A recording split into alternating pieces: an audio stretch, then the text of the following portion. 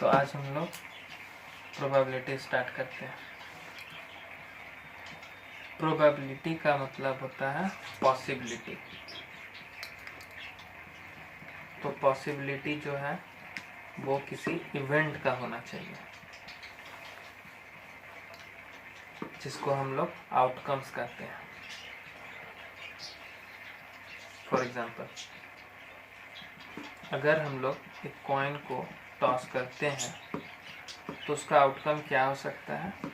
या तो हेड आएगा या फिर टेल आएगा। ये हेड और टेल जो है वो टोटल पॉसिबल आउटकम्स है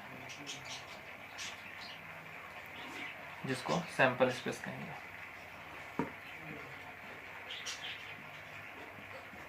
ठीक उसी तरह हम लोग 10th क्लास में पढ़े थे डाइस के लिए। तो अगर एक डाइस को रोल करते हैं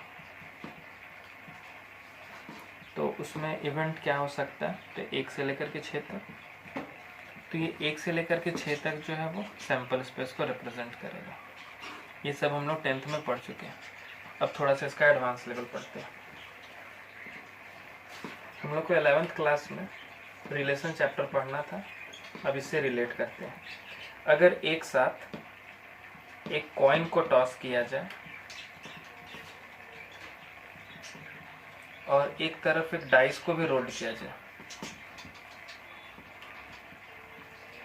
तो इसका पूछा जाएगा हम लोग से कि सैंपल स्पेस क्या हो सकता है। तो इसको हम लोग फंक्शन जैसा पढ़ते हैं कि एक सेट बनाते हैं जिसमें एक कॉइन को रिप्रेजेंट करेंगे और एक दूसरा सेट बनाते हैं जिसमें एक डाई को सैंपल स्पेस हम लोग दिखाते हैं।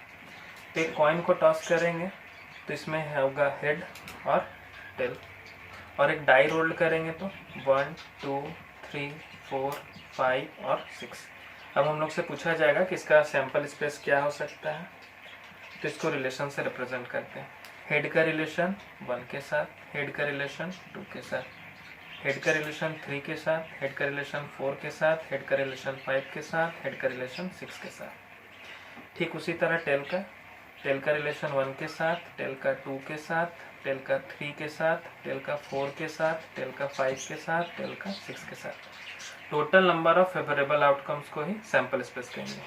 तो यहाँ पर सैंपल स्पेस हेड का 1 के साथ, हेड का 2 के साथ, हेड का 3 के साथ, हेड का 4 के साथ, हेड का 5 के साथ, हेड का 6 के साथ। एज इट इज हम लोग टेल का भी लिखेंगे।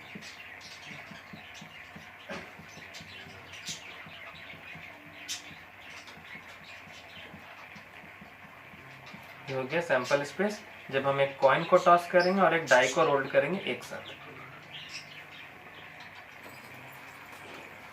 अब देखते हैं कि अगर एक कॉइन को 2 बार उछालते हैं तो क्या होता है। हम लोग 1 टाइम्स वाला तो पढ़ लिए। अब देखते हैं अगर एक कॉइन को 2 बार हम लोग उछालते हैं तो इसका सैंपल स्पेस क्या होगा। तो इसके लिखने के लिए हम लोग एक ट्रिक जैसा लिखते हैं कि हम कंटिन्यू 2 बार एक कॉइन को उछाल दें तो कंटिन्यू 2 हेड लिखेंगे, तो ठीक कंटिन्यू 2 टेल लिखेंगे। देन अल्टरनेट हेड टेल लिखेंगे। क्या करना है? सबसे पहले हम कंटिन्यू 2 हेड लिखें, फिर कंटिन्यू 2 टेल लिखें, उसके बाद हेड टेल लिखेंगे। ठीक उसी तरह से अगर एक कॉइन को हम लोग 3 बार उछालते हैं तो इसका सैंपल स्पेस क्या होगा। तो इसका फॉर्मूला जो है वो होता है 2 का पावर n। जैसे कि हम लोग यहाँ कॉइन को 2 बार उछाल रहे थे तो 2 का पावर 2 मतलब कि 4 इसका सैंपल स्पेस हो जाएगा टोटल।